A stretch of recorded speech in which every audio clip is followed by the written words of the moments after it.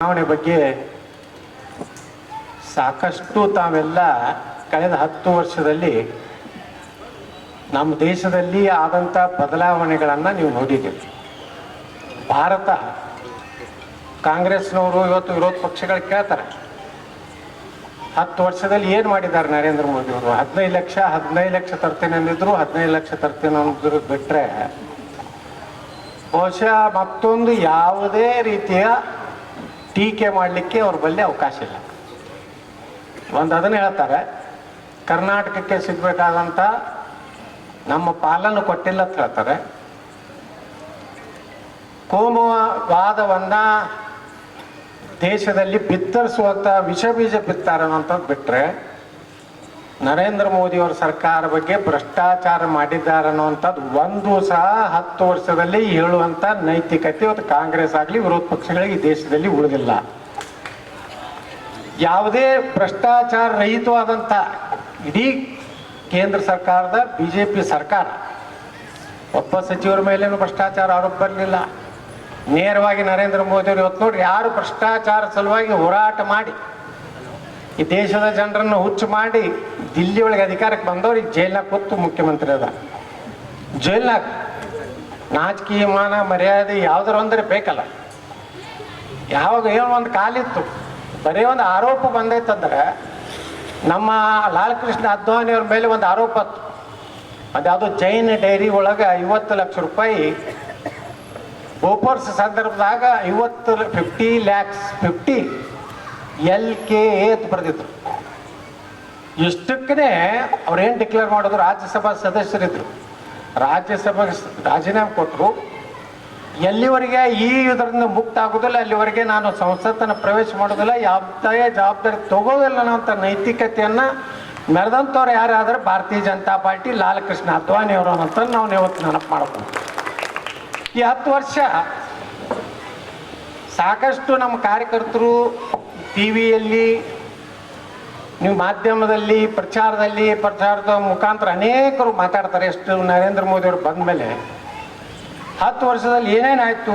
ವಿಶ್ವವಿದ್ಯಾಲಯಗಳು UPA ಸರ್ಕಾರದಲ್ಲಿ ಅಟ್ಟಿದ್ದು 400 ಇದ್ದು, ಈಗ ದೇಶದಲ್ಲಿ 1100 ವಿಶ್ವವಿದ್ಯಾಲಯಗಳು. ಒಂದೇ ಭಾರತ ಅನ್ನೋಂಥ ಟ್ರೈನೇ ಇರಲಿಲ್ಲ ನಮ್ಮ ದೇಶದಲ್ಲಿ. ಇವತ್ತೆಷ್ಟು ದೇಶದಲ್ಲಿ ಎಷ್ಟು ನಡೀತಾ ಇದ್ದಾವೆ? 41 ಟ್ರೈನ್ಗಳು ಒಂದೇ ಭಾರತ. ಇವತ್ತು ನೋಡಿ ಗುಲ್ಬರ್ಗಾದೇನು ಚಾಲು ಆಗೈತೆ, ನಾವು ಮುಂದಿನ ಸಲ ಮತ್ತೆ ಜಗಜೀವನವ್ರು ಬಂದ್ಮ್ಯಾಗ ಬಿಜಾಪುರನಿಂದ ಒಂದು ಬಿಡಬೇಕಾಗ್ತೈತೆ. ನೀವು ಒಂದೇ ಭಾರತ ಶುರು ಆಗ್ತದೆ ಅಂತ ಹೇಳ್ಯಾರ. ವೈದ್ಯಕೀಯ ಕಾಲೇಜ್ 384 ಇತ್ತು. ಈ ಹೊಸ ವೈದ್ಯಕೀಯ ಕಾಲೇಜ್ 10 ವರ್ಷ 322. ಮೊದಲೇನು 384, ಈಗ ಹೊಸ ಮೆಡಿಕಲ್ ಕಾಲೇಜ್ 74 ವಿಮಾನ ನಿಲ್ದಾಣ ಇತ್ತು ಇಡೀ ದೇಶನಾಗ.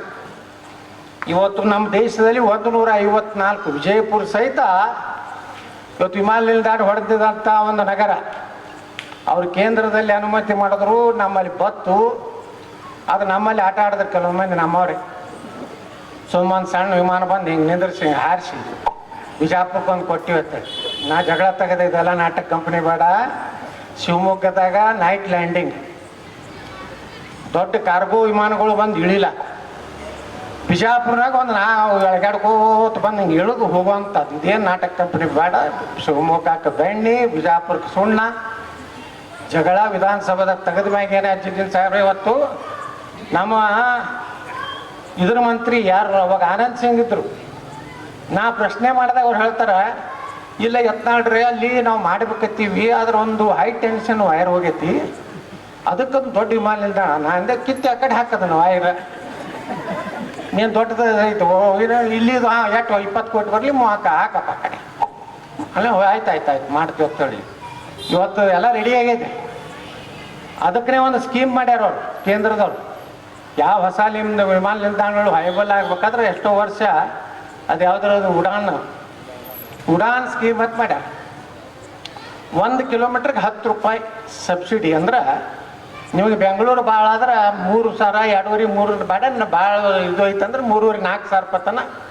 ಇವತ್ತು ಫಸ್ಟ್ ಕ್ಲಾಸ್ AC ಇದ್ರಾಗ ಟ್ರೈನ್ದಾಗ ಹೋಗಿದ್ರು ಆ ರೇಟ್ ಇವತ್ತು ವಿಮಾನದಾಗ ಅಡ್ಡಾಡುವಂಥದ್ದು ಈ ದೇಶದಲ್ಲಿ ಯಾರಾದರೂ ಮಾಡಿದರೆ ಅದು ನರೇಂದ್ರ ಮೋದಿಯವರು ಅಂತೇಳಿ ಇವತ್ತು ನಾವು ಭಾಳ ಹೆಮ್ಮೆಯಿಂದ ಹೇಳ್ಬೇಕಾಗ್ತದೆ.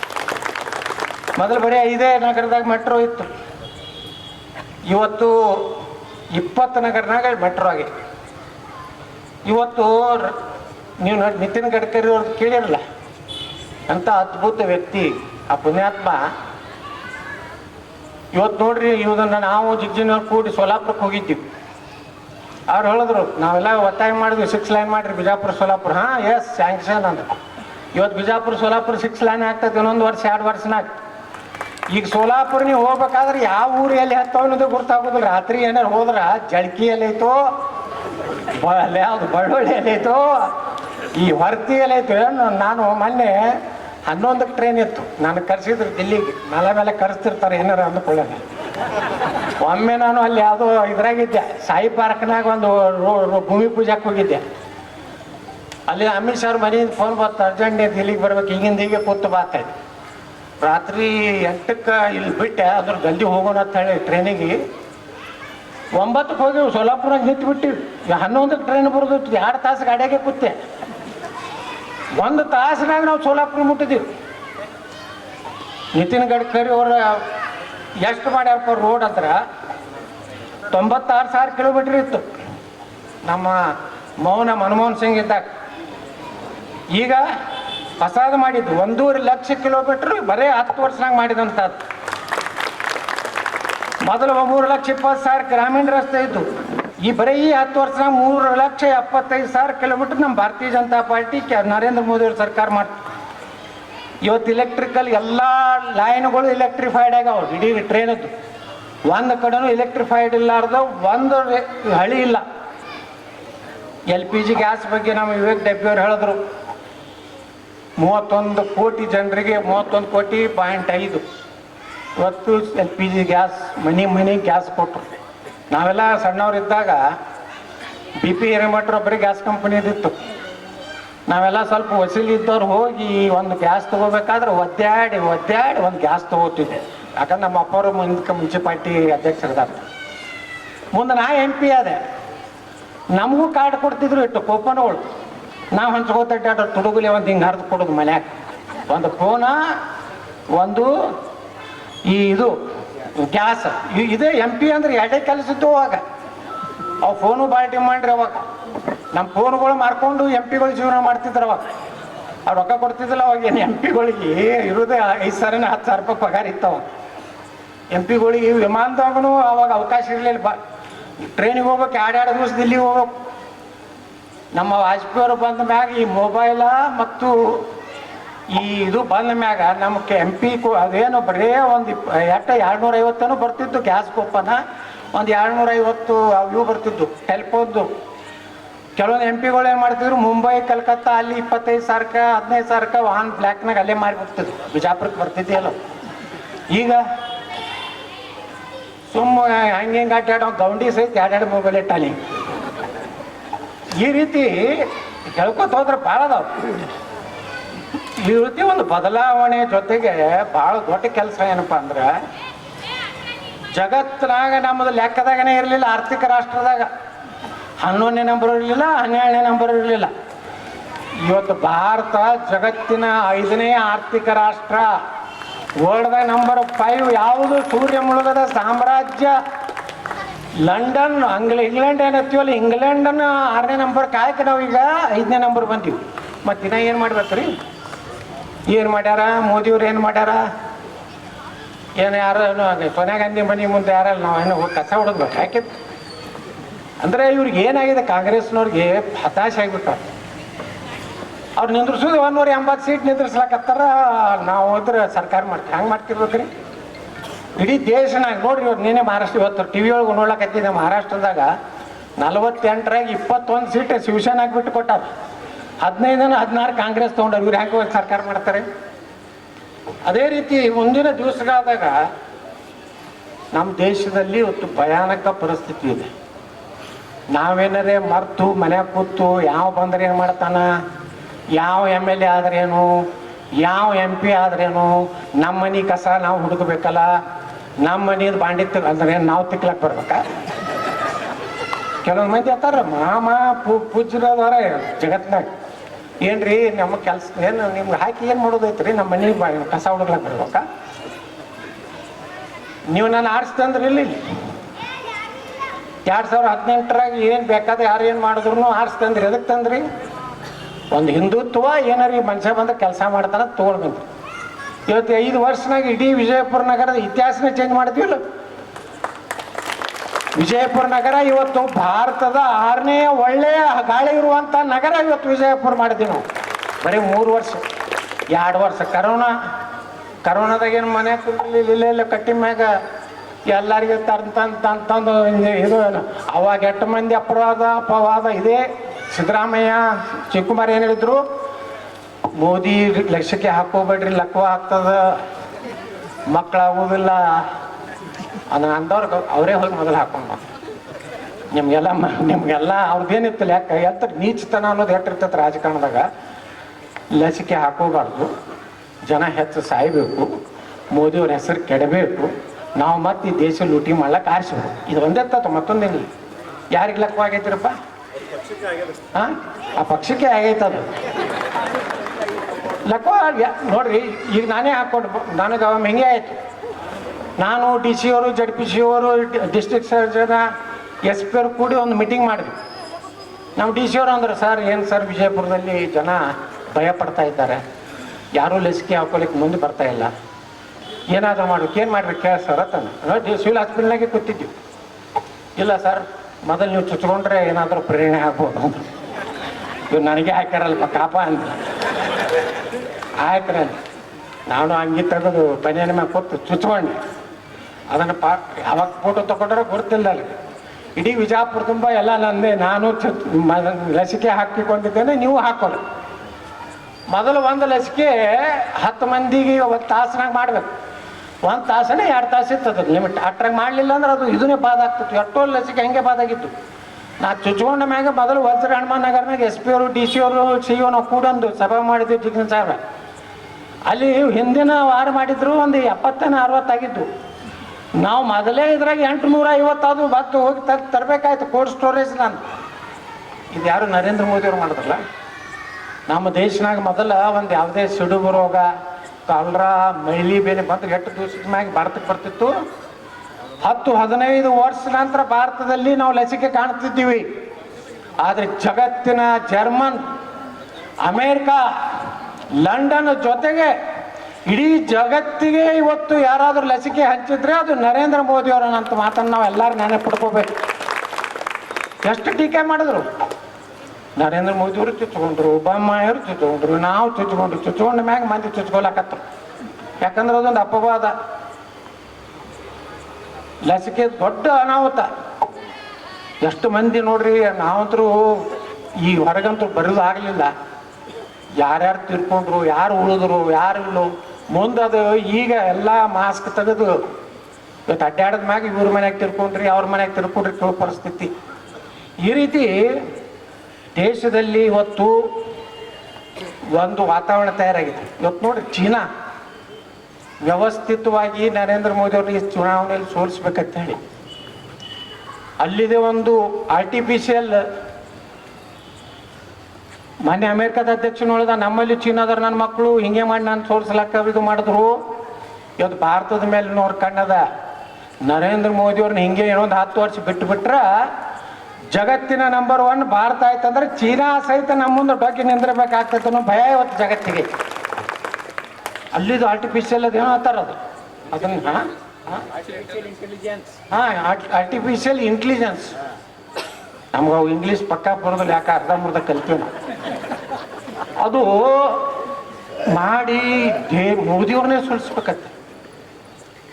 ಪಾಕಿಸ್ತಾನದವ್ರ ಜೋಡೆ ಕಾಂಗ್ರೆಸ್ನವ್ರು ಮಿಲಾಪಿ. ಮೊನ್ನೆ ಹೇಳಿದೆ, ಕಾಂಗ್ರೆಸ್ ಮನೆ ಅಂದ್ರೆ ಅದ ಪಾಕಿಸ್ತಾನ ಅಂತ. ಅದು ಅಂದಿದ್ದಕ್ಕೆ ಯಾವುದು ನನಗೆ ಯಾಕಂದ್ರೆ ನೀನು ಇಡೀ ನಿಮ್ಮ ಪಾರ್ಟಿಯಾಗಿರೋರೆಲ್ಲ ಕಾಂಗ್ರೆಸ್ ಏಜೆಂಟ್. ಅವ್ ಯಾರು ಮಣಿಶಂಕರಯ್ಯರು ಹೇಳ್ದ, ಪಾಕಿಸ್ತಾನದ ಮಹಾಜನತೆಗೆ ವಿನಂತಿ ಮಾಡ್ಕೊಂಡು ಏನತ್ತ, ನಮ್ಮ ಜೊತೆಗೆ ಸಹಕಾರ ಮಾಡ್ರಿ, ನಾವು ನರೇಂದ್ರ ಮೋದಿಯನ್ನು ಸೋಲಿಸಬೇಕಾಗಿದೆ ಅಂತೇಳಿ. ಅಂದ್ರೆ ಏಜೆಂಟ್ರಲ್ಲ ಇವರು. ಕೇಸ್ ಹಾಕ್ತೀರಿ ನೀವು, ಎಷ್ಟು FIR ನಮ್ಮ ಮಾಧ್ಯಮದವ್ರಿಗೆ ಇದೇ ಬೇಕಾಗಿದೆ. FIR ಹಾಕ್ಯಾರಿ ಅಂತಾಗ ಏನಾಗ್ತದೆ, FIR ಹಾಕಿದ್ರೆ ಆಗಿಬಿಡ್ತಾ, ಒಳಗೆ ಜೈಲ್ನಾಗ ಹಾಕೇ ಬಿಡ್ತಾರೆ. ನ್ಯಾಯ ಕೋರ್ಟ್ ನ್ಯಾಯ ಇಲ್ಲೇ ಇಲ್ಲ ಅದೇ ದೇಶನಾಗ. ಅದಕ್ಕೆ ಬಂಧುಗಳೇ, ಇವತ್ತು ನಾವು ಬಿಜಾಪುರನಾಗ ಯಾಕೆ ಸುರಕ್ಷಿತ ಇದೀವಿ, ಯಾಕಿಲ್ಲಿ ಸುರಕ್ಷಿತ ಇದೀವಿ ಹೇಳ್ರಿ. ಇವತ್ತು ಏನಾರೇ ಕೆಲವು ಮಂದಿ ಕೇಳ್ತಾರೆ ನನಗೆ, ಉಳ್ಕಿದ ಕಡೆ ಹಾರಾಡದಂಗೆ ಇಲ್ಲಿ ಯಾರು ಹಾರಾಡ್ತಾರನ? ಈ ನಿಮ್ಮ ಓಣ್ಯಾಗ ಬಂದು ಯಾರು ಮೋಟರ್ ಸೈಕಲ್ ತೊಗೊಂಡು ಬಾವು ಬಾವು ಮಾಡೋದು, ನಮ್ಮ ಹೆಣ್ಮಕ್ಳಿಗೆ ಕಾಡಿಸೋದು ಯಾರು ಮಾಡ್ತಾರ? ಯಾಕಂದ್ರೆ ಒಬ್ಬ ಗಟ್ಟಿ ಮನುಷ್ಯ ಇಲ್ಲಿ ಬಿಜಾಪುರನಾಗ ಒಬ್ಬ ಅದಾನಂತೇಳಿ ಎಲ್ಲರಿಗೂ. ಮನೆ ಒಬ್ಬ ಮುಸ್ಲಿಮ್ ಒಂದು ಹುಡುಗ ಪಾಪ ಅವ ಒಳ್ಳೆ ಫ್ಯಾಮಿಲಿ, ಅವೇನು ಇದು ಅಲ್ಲ. ಒಂದು ನನಗೆ ಮೆಸೇಜ್ ಮಾಡೋದು, साहब तुम एमपी को ठहरे कर तो हमारे लोग बहुत खुश हो गए हैं. ನೀವು ಹೆಂಗಾದ್ರೆ ಎಂ ಪಿ ನಿಂದಿರ್ತಾರ ಹೋಗ್ತಾನ, ಬೈ ಎಲೆಕ್ಷನ್ ಆಗ್ತದ, ಈ ಸಲ ನಮ್ಮ ಕೈಯಾಗ ತಗೋಬೇಕತ್ತ. ಇನ್ನು ಮ್ಯಾಗ ಬಿಜಾಪುರ್ನಾಗ ಯಾವುದೇ ಸಂದ ಯಾರು ಬೇಕಾದ ಏನ್ಲಾಗ ಹೊಡೆದ್ರು ಭಗವಾ ಜೆಂಡಾ ಇಳಿಸ್ಲಕ್ಕಾಗುವುದಿಲ್ಲ. ನಾ ಹೋಗ್ಲಿಲ್ಲ, ನನಗೂ ಹೇಳಿದ್ರು ಬಾಗಲಕೋಟೆ ನಿಂದ್ರಿ ಬೆಳಗಾವಕ್ಕೆ ನಿಂದ್ರಿ ಅಂತೇಳಿ. ನಾನು ಎದಕ್ಕೆ ಹೋಗ್ಲಿ ಎತ್ತೀನಿ, ಎದಕ್ಕೆ ಹೋಗ್ಬೇಕು? ನೀವು ನಿಂತ್ರೆ ನಾವು ಕೇಂದ್ರ ಮಂತ್ರಿ ಮಾಡ್ತಿತ್ತು ಆಶ್ವಾಸನೂ ಬತ್ತು ಸೆಂಟ್ರಲ್ನಿಂದ. ನಾ ಹೇಳಿದೆ ಕೇಂದ್ರ ಮಂತ್ರಿ ವಾಜಪೇಯಿ ಸರ್ಕಾರನಾಗ ಆಗಿ ಬಂದೇನು ಮಾರೆ, ಎಲ್ಲ ನೋಡೇ ಬಂದೀನಿ ದಿಲ್ಲಿ 10 ವರ್ಷ. ಆಗಲಿ ಜಿಗ್ಜಿನಿ ಸಾಹೇಬ್ರು ಆಗಲಿ ಮತ್ತೊಮ್ಮೆ ಮಂತ್ರಿ, ನಮ್ದೇನು ಆಸೆ ಇಲ್ಲ. ನಾವು ಇಲ್ಲೇ ಕರ್ನಾಟಕದಾಗ ಕುಸ್ತಿ ಹೊಡ್ಕೊತಿರ್ತೀವಿ. ಇಲ್ಲೊಬ್ಬ ಬೇಕಾಗಂದ್ರೆ ಗಟ್ಟುಳ, ಇಲ್ಲಾಂದ್ರೆ ಇಲ್ಲಿ ನಡೀದಿಲ್ಲ ಕರ್ನಾಟಕದಾಗ. ಒಬ್ಬ ಮುಗ್ದಾಣಿ ಬೇಕಿಲ್ಲ ಇಲ್ಕಂದ್ರೆ ಎಲ್ಲ ಒಂದು ಸೈಡ್ ಆಗ್ತದೆ. ಅದಕ್ಕೆ ನಾನು ಹೇಳ್ದೆ, नहीं साहब मैं बीजापुर विधायक ही रहूँगा, चुनाव में मैं काम करूँगी. ನೀವು ಯಾರಿಗಾರ ಟಿಕೆಟ್ ಕೊಡ್ರಿ, ನಾ ಯಾವ ಟಿಕೆಟ್ನಾಗೂ ತೆಲಿನೂ ಕಟ್ಸೋದಿಲ್ಲ, ಅವ್ರಿಗೆ ಕೊಡ್ರಿ ಇವ್ರಿಗೆ ಕೊಡ್ರಿ ಅಂತೂ ಹೇಳೋದಿಲ್ಲ. ನೀವು ಯಾರಿಗೆ ಬೇಕಾದ್ರೂ ಕೊಡ್ರಿ. ನಾ ಭಾರತೀಯ ಜನತಾ ಪಾರ್ಟಿ ನರೇಂದ್ರ ಮೋದಿಯವ್ರ ಸಲುವಾಗಿ ನಾ ಚುನಾವಣೆ ಮಾಡೋದಿಲ್ಲ, BJP ಸಲುವಾಗಿ ನಾ ಚುನಾವಣೆ ಮಾಡೋದಿಲ್ಲ, ನಾ ರಮೇಶ್ ಜಿಗಜಿಣಿಯವ್ರ ಸಲುವಾಗಿ ಚುನಾವಣೆ ಮಾಡೋದಿಲ್ಲ, ನಾ ಬಸನಗೌಡ ಪಾಟೀಲ್ ಯತ್ನಾಳ್ ಸಲುವಾಗಿ ಚುನಾವಣೆ ಮಾಡೋದಿಲ್ಲ. ನನ್ನ ದೇಶ ನನ್ನ ಧರ್ಮ ಉಳಿದ್ರ ಸಲುವಾಗಿ ನಾನು ಚುನಾವಣೆ ಮಾಡ್ತೀನಿ. ನಮ್ಮ ವೈರತ್ವ ಬೇಕಾದಿರಲಿ, ಜಿಗಜಿನವರು ನಮಗೆ ಜಗಳ ಐತಿ, ಯತ್ನಾಳರು ಈ ಪ್ರಚಾರಕ್ಕೆ ಬರುವರೇ ಬಹುಶಃ ಬರಲಿಕ್ಕಿಲ್ಲ. ಅದ್ರ ಮ್ಯಾಗ ಇದು ಒಂದು ತಾಸು 4 ಮಂದಿ ಕೂಡಿ. ಯಾಕಂದ್ರೆ ಯತ್ನಾಳರ ಬಗ್ಗೆ ಸುಮ್ಮನೆ ನೀವು ಯಾಕೆ ಶಂಕ ಹೊಡಿತಾರೆ ನಮ್ಮ ಮ್ಯಾಗ? ನಮ್ಮ ಮನೆ ಜಗಳ ಐತಪ್ಪ, ನಾವು ಜಗಳ ಆಡ್ಕೊತಿರ್ತೀವಿ. ಹಿಂಗೆ ಮಾಡ್ಯ ನಾವು ದೇಶ ಹಾಳು ಮಾಡ್ಕೊಂಡಿವಿ. ಯಾವಾಗ ಈ ಹಿಂದೂಗಳೊಳಗೆ ಜಗಳ ಆಗೈತಿ ಇವಾಗ ಮೊಘಲರು ಬಂದು ನಮ್ಮ ಆಳ್ಯಾರ, ಆದಿಲ್ ಶಾಹಿ ಬಂದು ಆಳ್ಯಾನ, ಔರಂಗಜೇಬನಂತ ಬಂದಾಳಿಲ್ಲ ನಮ್ಮವ್ರೆ. ಅಣ್ಣ ಒಂದು ಕಡೆ ತಮ್ಮ ಒಂದು ಕಡೆ. ಪೃಥ್ವಿರಾಜ್ ಚೌಹಾಣನು ಸೋಲಿಸಿದವ್ರು ಯಾರು? ಅವ್ರ ತಮ್ಮ. ನೀವೆಲ್ಲರೂ ಇತಿಹಾಸ ನೋಡ್ರಿ. ನಮ್ಮಲ್ಲಿ ಜಗಳ ನಮ್ಗೆ ಇರಲಿ, ಅದು ನಮ್ಮಲ್ಲಿ ಐತಿ, ನಮಗೆ ಅವ್ರಿಗೆ ಜಗಳ ಐತಿ, ಎಸ್. ಆದ್ರೆ ಅದ್ರ ಸಲುವಾಗಿ ಒಂದು MP ನಾವು ಕಳ್ಕೊಂಡು ನಾವು ದ್ರೋಹ ಮಾಡ್ದಂಗೆ ಇಲ್ಲ. ನಮ್ಮ ಪಾರ್ಟಿಗೆ ದ್ರೋಹ ಮಾಡಲಿ, ನಮ್ಮ ಧರ್ಮಕ್ಕೆ ಮಾಡಲಿ, ಅದಕ್ಕೆ ಒಂದು ಕಡೆ ನಾವು ದ್ರೋಹ ಮಾಡ್ದಂಗೆ ಇಲ್ಲ. ಅದನ್ನ ಯಾಕೆ ಮಾಡಬೇಕು? ಇನ್ನೆಷ್ಟು ವರ್ಷ ನಾವು ಇರೋದು ರಾಜಕಾರಣದಾಗ? ಇನ್ನು 6 ಸಲ ಆರಿಸಿ ಬಂದೀನಿ, 3 ಸಲ ಲಗ ಹೊಡೆದೇನಿ. ಲಗಾನು ಹೊಡಿಸ್ತಾರೆ, ಚಲೋ ಕೆಲಸ ಮಾಡಿದ್ರು ಹೊಡಿಸ್ತಾರ, ಏನು ಮಾಡಿದ್ರು ಅವ್ರಿಗೆ ಮಂದಿಗೆ ಏನಾಗಿರ್ತದೆ ಚೇಂಜ್. ಒಟ್ಟು ಈ ಸಲ ಸ್ವಲ್ಪ ಚೇಂಜ್ ಮಾಡಿ ನೋಡೋಣ್ರಿ ಹತ್ತಿರ್ತಾರೆ. ಎದಕ್ಕೆ ರೀ ಈ ತಲೆ ಕೆಲಸ ಇಲ್ಲಿ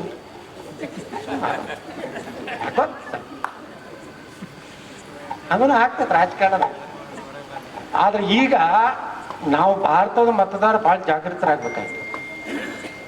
ನಾವು ಇವತ್ತು ಮತದಾನ ಪರ್ಸೆಂಟೇಜ್ ಇವತ್ತು ಹಿಂದೂಗಳು ಹೆಚ್ಚು ಮಾಡ್ಬೇಕು. ಬಿಜಾಪುರದವ್ರಿಗೇನು ಹೇಳೋದು ಅವಶ್ಯಕತೆ ಇಲ್ಲ.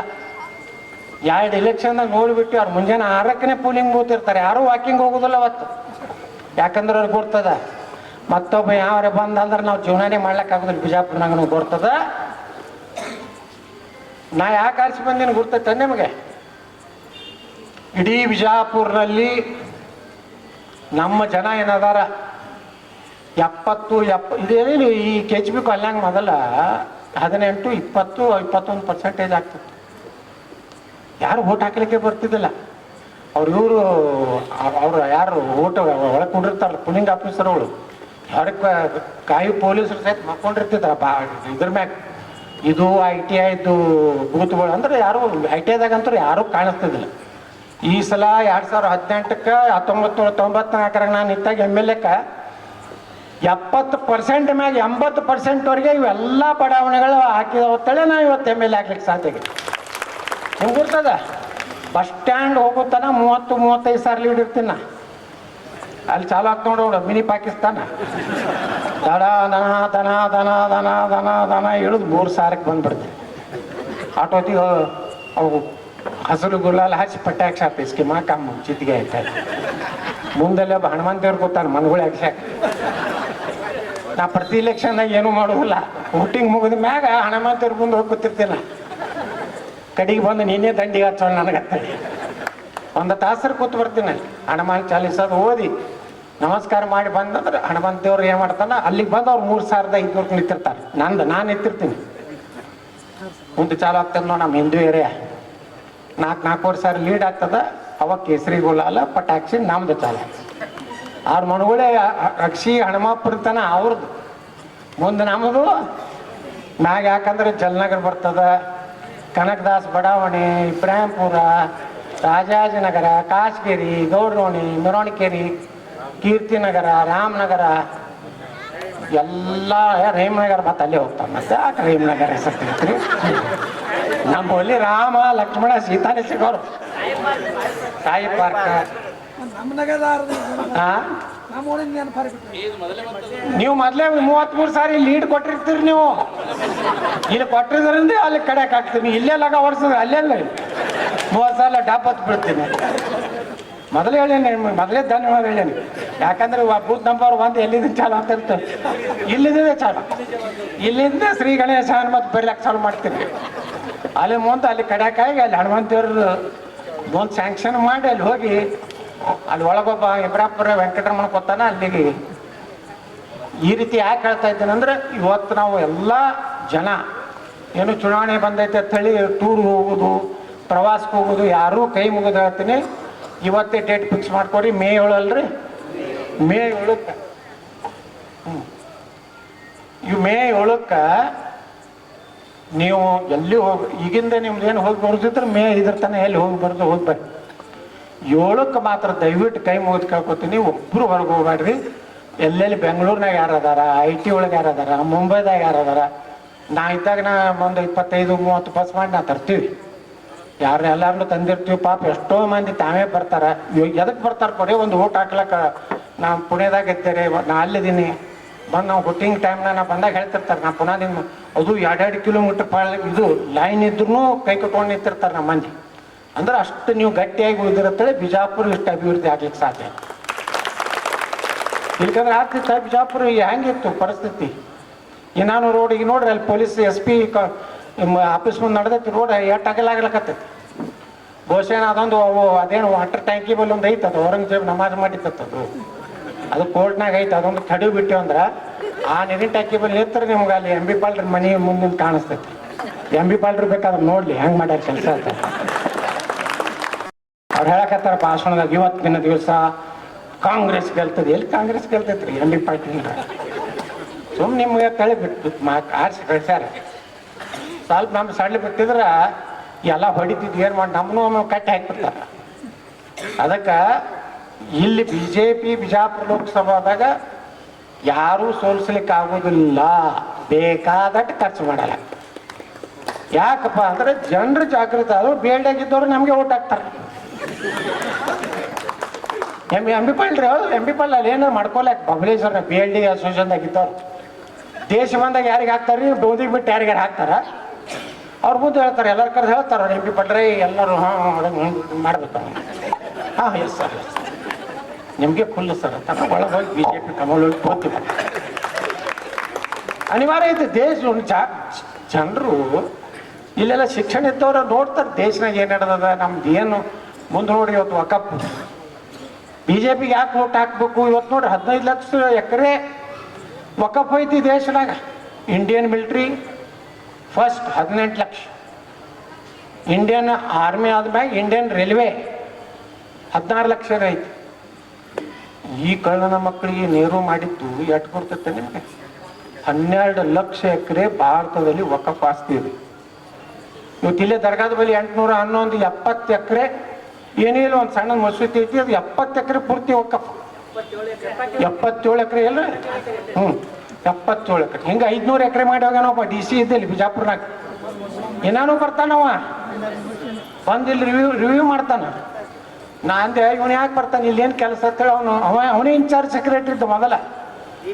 ಯಡಿಯೂರಪ್ಪ ಮುಖ್ಯಮಂತ್ರಿ ಆದ್ರೆ ರಾತ್ರಿನ ಹೇಳಿದೆ ಯಡಿಯೂರಪ್ಪರಿಗೆ, ಅವನೇನು ಎರಡು ತಾಸನ ತೆಗಿ ನೋಡ್ರಿ ಅಂತೇಳಿ. ಏನಪ್ಪ ಯಾರನ್ನ ಹಾಕ್ಬೇಕು ಅಂತ, ಯಾರೋ ಬಚ್ಚೇಗೌಡ್ರು ಹಳೆ ಇದ್ದ ರವಿಶಂಕರ್ ಅಂತ ಹೇಳಿ ಒಳ್ಳೆ IAS ಆಫೀಸರ್, ಅವ್ರನ್ನ ಹಾಕಿ. ಅವ ಬಂದಾಗ ಅವ ಏನು ಮಾಡ್ತಿದ್ದು, ನಮ್ಮ ಡಿ ಸಿಗಳು ಹೇಳ್ತಿದ್ರು ಪಾಪ, ನಮ್ಮ IAS ಪಾಟೀಲ್ ಹಿಂದಿನೆಲ್ಲ ಡಿ ಸಿ ಒಳಗೆ ಏನು ಸರ್ ಸಾಕಾಗಿತ್ತು ಬರ್ತಾನ, ಯಾಕೆ ನೀವು ಅದನ್ನು ಉತ್ತಾರೆ ವಕಾಫತ್ ಮಾಡಲಾಗಿರಿ, ಈ ರೀತಿ ಒಂದು ರೀತಿ ಆಫೀಸರ್ಗೆ ಧಮಕಿ ಕೊಡೋದು ನೋಡ್ರಿ ಎಷ್ಟು ಸ್ಪಿರಿಟ್ ಇರ್ತಾರೋ. ಇದನ್ನು ನಾವು ಲೆಕ್ಕ ಹಾಕ್ಕೊಂಡು ಇವತ್ತು ನೋಡ್ರಿ PDA ಅವ್ರನ್ನೇ ಮಾಡಿದ್ರು, ಕಾರ್ಪೊರೇಷನ್ ಮೇಯರ್ ಅವರೇ. ಹಿಂದೂಗಳದ್ದೇನೂ ಇಲ್ಲೇ ಇಲ್ಲ ಅಂದ್ರೆ ಕಾಂಗ್ರೆಸ್ಗೆ ಹಿಂದೂಗಳು ಓಟೇ ಬೇಕಾಗಿಲ್ಲ. ಈಗ ನಾವು ಎಲ್ಲರೂ ಒಂದಾಗಿ ಇದು ಏನೇ ಮನಸ್ತಾಪ ಅಂತ ನಮ್ಮಲ್ಲಿ ಏನೂ ಇಲ್ಲ. ಬಹುಶಃ ಕರ್ನಾಟಕದಾಗ ಯಾವುದೇ ರೀತಿ ಅಪಸ್ವರ ಹೇಳಾರ್ದು ಲೋಕಸಭಾ ಇದ್ರೆ ಅದು ವಿಜಯಪುರ ಲೋಕಸಭಾ. ಯಾರು ನಾವು ಜಗಳ ಏನಾರು ಮಾಡಿವನು, ಉಳ್ಕಿದ ಕಡೆ ಎಲ್ಲ ಇನ್ನೊಂದು ಜಗಳ ಆಡೋದವ. ಚಿತ್ರದುರ್ಗದಲ್ಲಿ ಡಿಸುಮ್ ಬೆಂಗಳೂರು ಗ್ರಾಮೀಣದಲ್ಲಿ ಡಿಸುಮ್, ಅದ್ಯಾವುದು ಚಿಕ್ಕಬಳ್ಳಾಪುರದಲ್ಲಿ ಡಿಸುಮ್, ಅದು ಬಿಜಾಪುರ ಬಾಗಲಕೋಟೆ ಯಾರಿಗೆ ಯಾವ ಡಿಸುಮೂಲ ಏನಿಲ್ಲ, ಎಲ್ಲರೂ ಒಂದು ಅಪಸ್ವರ ಎಲ್ಲಾರ್ದೇ 2 ಲೋಕಸಭಾ ಮಾತ್ರ. ಕರ್ನಾಟಕ ನಾವೇ ಮಾದರಿ. ಕರ್ನಾಟಕದಾಗ ಈಗ 3ನೇ ನಂಬರ್ ಬಂದೀವಿ ರೀ. ಮೊನ್ನೆ ಇವತ್ತೇನು ನಾವು PUC ನೋಡ್ರಿ ಎಷ್ಟು ನಮ್ದು ಅಪ್ಗ್ರೇಡ್ ಅಂತ ಬಂದೀವಿ. ಈಗ ಮೊದಲು ನೀವೆಲ್ಲ ತೆಳಗೆ ನಿಂತು ನೋಡ್ತಿದ್ರಲ್ಲಿ ಬಿಜಾಪುರ 94%. ಯಾವುದು ದಕ್ಷಿಣ ಕನ್ನಡ ಉಡುಪಿ ಬಿಟ್ರಿ ವಿಜಯಪುರ ನಾ ಹೇಳ್ತಿದ್ದಲ್ಲ, ಬಿಜಾಪುರ ಒಂದಿಲ್ಲ ಒಂದು ದಿವ್ಸ ನಂಬರ್ 1 ಆಗ್ತದತ್ತ. ಲಸಿಕೆ ಒಳಗೆ ನಾವು ನಂಬರ್ 1, 106% ಲಸಿಕೆ ಮಾಡಿದ್ರು ಇಡೀ ರಾಜ್ಯದಾಗ ಲಸಿಕೆದೊಳಗೆ ನಾವು ನಂಬರ್ 1.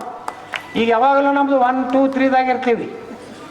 ಯಾಕಂದ್ರೆ ಅಷ್ಟು ನಮ್ಮಲ್ಲಿ ಪ್ರಬುದ್ಧತೆ, ನಮ್ಮ ಜನರಲ್ಲಿರುವಂಥ ಕ್ರಿಯಾಶೀಲತೆ. ಮೊನ್ನೆ ಹೋಗಿದ್ದು ಉಡುಪಿಗೆ ಇದಕ್ಕೆ ನಾಮಪತ್ರಕ್ಕೆ, ಅಲ್ಲೊಬ್ರು BJPಗೆ ಹಿರಿಯ ಕಾರ್ಯಕರ್ತರು ಹೇಳಿದ್ರು, ಯತ್ನಾಡ್ರೆ ಇವತ್ತು ದಕ್ಷಿಣ ಕನ್ನಡ ಆಗಲಿ ಉಡುಪಿ ಆಗಲಿ ಇಷ್ಟು ದೊಡ್ಡ ಕೆಲಸಗಳಾಗಬೇಕಾದ್ರೆ, ಕಟ್ಟಡ ಕೆಲಸ ಆಗಬೇಕಾದ್ರೆ, ರಸ್ತೆ ಕೆಲಸ ಆಗಬೇಕಾದ್ರೆ ಏನಾದರೂ ಉಪಕಾರ ಇದ್ರೆ ಅದು ಬಿಜಾಪುರದ ಜಿಲ್ಲೆಯ ಜನರದ್ದು ಒಂದು ಉಪಕಾರ ಅಂತ ಹೇಳಿದ್ರು.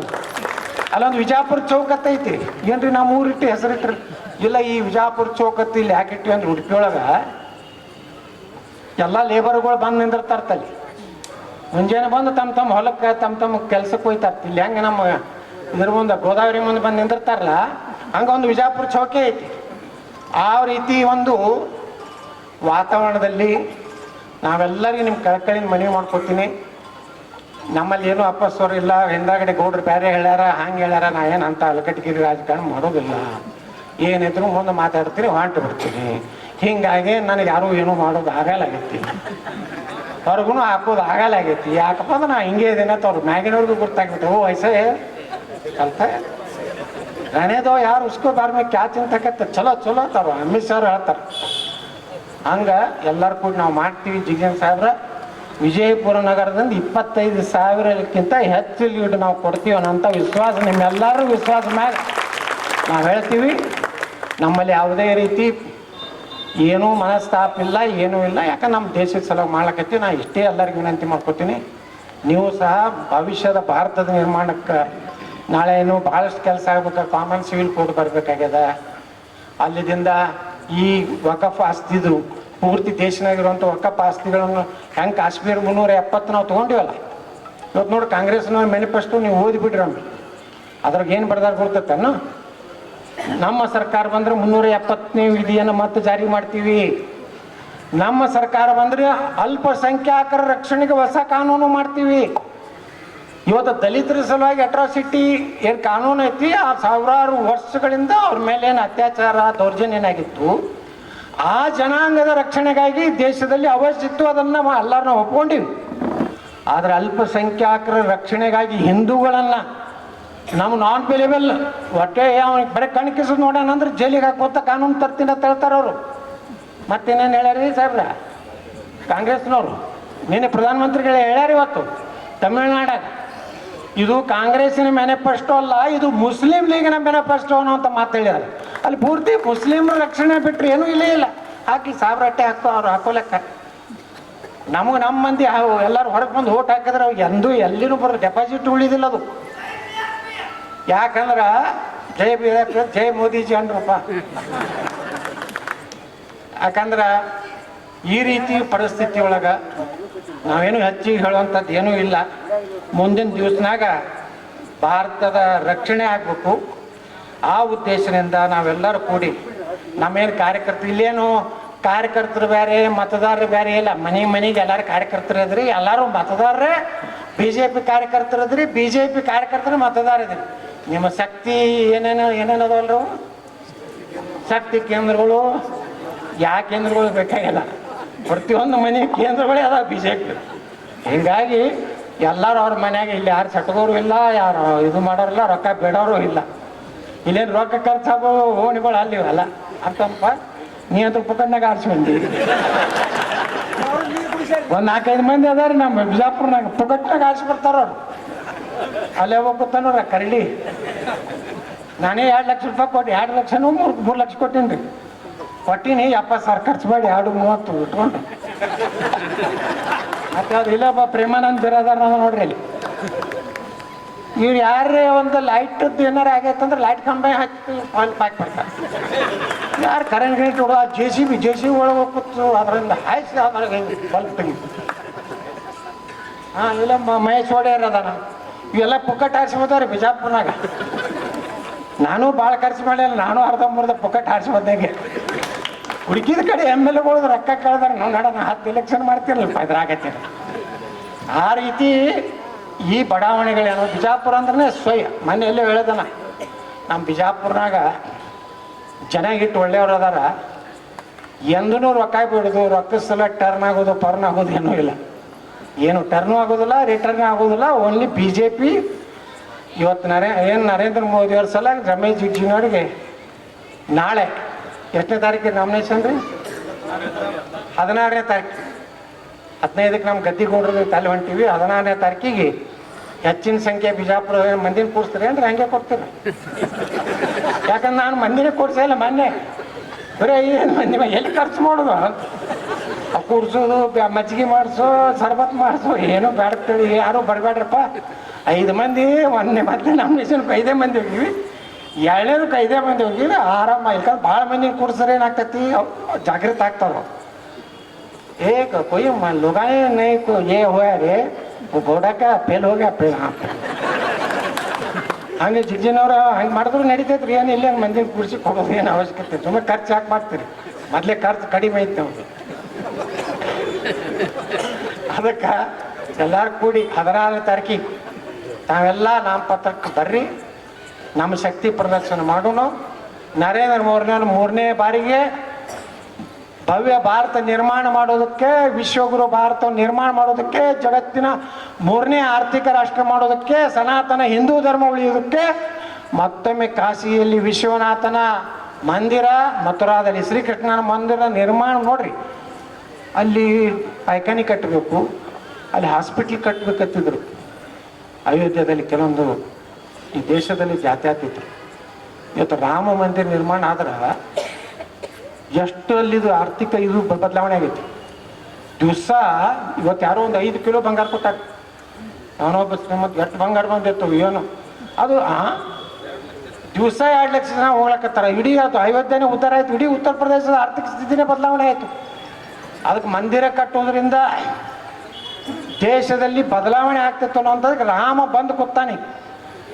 ಈಗ ಪಾರ್ಲಿಮೆಂಟ್ನಾಗ ಒಬ್ಬ ರಾಮನ ಪ್ರತಿನಿಧಿಯನ್ನ ಮೋದಿ ಅವ್ನು ಕೊಟ್ಟು ಕಳಿಸುವಂಥ ಕೆಲಸ ನಾವೆಲ್ಲ ಮಾಡೋಣ ಅಂತ ಕೇಳ್ಕೊಂಡು ನಾನು 2 ಮಾತು ಮುಗಿಸ್ತೀನಿ.